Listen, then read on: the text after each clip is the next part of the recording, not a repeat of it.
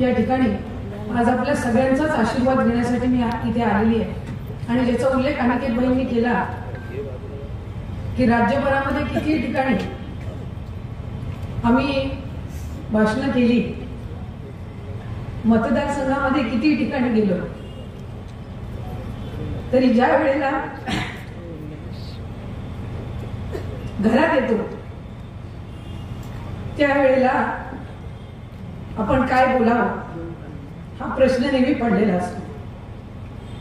मला आठवतंय तटकरे साहेब नेहमी आपण बोलायचं की आपले राष्ट्रीय अध्यक्ष उपमुख्यमंत्री अजितदादा यांनी बारामतीचा निवडणुकीचा अर्ज एकदा दाखल केला, फॉर्म भरायच्या दिवशी बारामतीला सभा झाली की त्याच्यानंतर प्रचाराच्या शेवटच्या दिवशी ते फक्त बारामतीमध्ये यायचे आणि मधल्या या सगळ्या कार्यक्रमामध्ये ते वेगवेगळ्या मतदारसंघामध्ये प्रचाराला असायचे।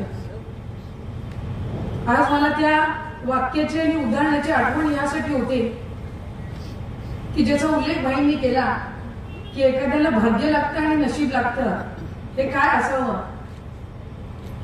तर आज फॉर्म आपण 25 तारखेला त्या ठिकाणी आपण सगळ्यांच्या उपस्थितीमध्ये आशीर्वादाने श्रीवर्धनमध्ये मिरवणूक काढून आपण फॉर्म भरला। दरवेळेला शहरामध्ये आपण कॉर्नर सभा घेतो, प्रचार सभा घेतो, पण ह्या वेळेला महायुतीचे सर्व पदाधिकारी कार्यकर्ते आपण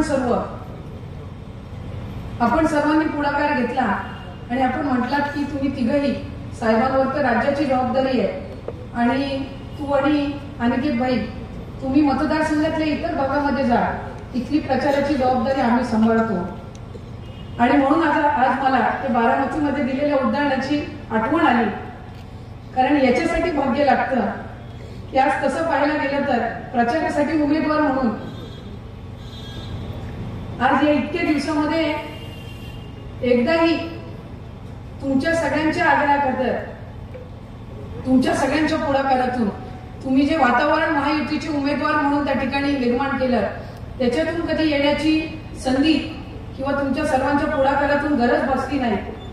पण आज शेवटची सभा आणि त्या सभेला या सर्व एकंदरीत गेल्या 20-25 दिवसापासून प्रचार जो चाललाय त्या सगळ्या दिवसांमध्ये आजचा हा एकच दिवस आहे की आम्ही तिघही एका व्यासपीठावर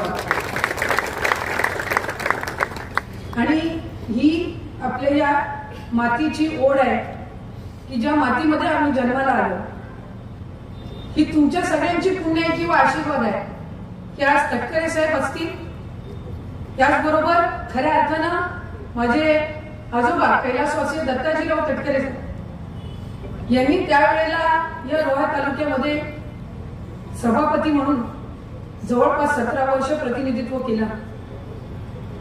त्याच्यानंतर आदरणीय तटकरे साहेब गेल्या 30-35 वर्षापासून आपल्या सर्वांचं प्रतिनिधित्व करतात। 2018 पासून विधान परिषदेमध्ये अनिकेत भाई आपल्या सगळ्यांचं प्रतिनिधित्व हे त्या ठिकाणी करत होते आणि 2019 मध्ये आपण सगळ्यांनी मला संधी दिली। या 5 वर्षाच्या कालावधीमध्ये आपल्या सगळ्यांचीच एक हक्काची लेक म्हणून, इथलीच एक कन्या म्हणून मी जे जे काही करू शकले ते तुमच्या सर्वांचे आशीर्वाद आणि पाठबळ होतं। नाहीतर पहिल्या टर्म मध्ये एखाद्या आमदाराला राज्यमंत्रीपद, जिल्ह्याचं पालकमंत्रीपद आणि परत कॅबिनेट मंत्रीपद हे मिळणं हे खरं तर अशक्य आहे आणि ही या भूमीची पुण्य आहे, तुमच्या सगळ्यांचे आशीर्वाद आहे की ती संधी मला त्या निमित्ताने मिळाली। आज मला अभिमान आहे, मी ज्या वेळेला राज्यामध्ये मुख्यमंत्री माझी लाडकी बहीण सारखी एक योजना राज्याचे मुख्यमंत्री एकनाथजी शिंदे साहेब, उपमुख्यमंत्री आदरणीय फडणवीस साहेब आणि उपमुख्यमंत्री आणि राष्ट्रीय अध्यक्ष अजितदादांच्या नेतृत्वाखाली राबवू शकली, त्यावेळेला राज्याच्या कानाकोपऱ्यामध्ये ही योजना पोहोचवण्याची संधी किंवा काम हे मला करता आलं। पण कुठेही जरी गेली तरी एक अभिमान मनामध्ये वाटतो की आज या रोह्याभूमीने जर आशीर्वाद दिले नसते तर राज्यामध्ये तर सोडा जिल्ह्यामध्ये सुद्धा प्रतिनिधित्व करण्याची मला संधी मिळाली नसती। आणि म्हणून आज खऱ्या अर्थानं आपल्याच प्रत्येकाच्या घरातली व्यक्ती म्हणून आपल्या सगळ्यांचे आशीर्वाद घेण्यासाठी मी आज या ठिकाणी आलेली आहे। विकासात्मक बहुतांशी गोष्टीवर अनिकेत बहिणी आणि इतर सर्व जणांनी मनोगत व्यक्त केलेल्या देशामध्ये राज्यामध्ये कशा पद्धतीनं आपण प्रगतीची वाटचाल करत आहोत, शहर म्हणून आपण कसं प्रगतीची वाटचाल करत आहोत, या संदर्भामध्ये माझ्या आधीच्या सर्व वक्तव्यांनी त्या ठिकाणी आपलं मनोगतामध्ये मांडलं. मला एका गोष्टीचा समाधान आहे, आनंद आहे की या 5 वर्षाच्या कालावधीमध्ये काही ऐतिहासिक गोष्टी आपण त्या निमित्ताने या शहरासाठी करू शकलो. आज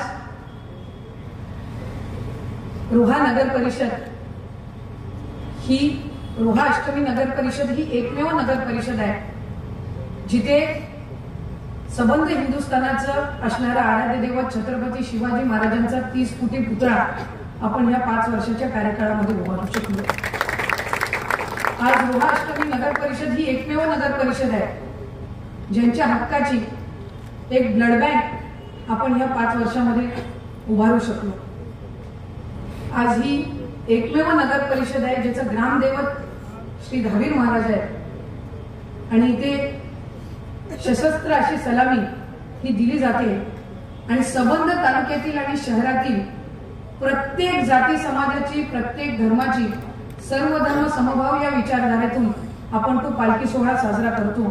कुठल्याही लोकप्रतिनिधीच्या आयुष्यामध्ये ज्या वेळेला ज्या मतदारसंघाचं ते प्रतिनिधित्व करतात, राज्याच्या पाठीवर कुठेही गेले तरी हा एक अभिमान हा त्याच्यामध्ये मोठ्या पद्धतीने असतो. त्यामुळे आज राज्याच्या मंत्रिमंडळामध्ये सुद्धा काम करत असताना जे काही ज्या 1-1.5 वर्षाच्या टाइम्स डिजिटलला लाईक करा, शेअर करा, सबस्क्राईब करा आणि बेल आयकॉन दाबायला विसरू नका.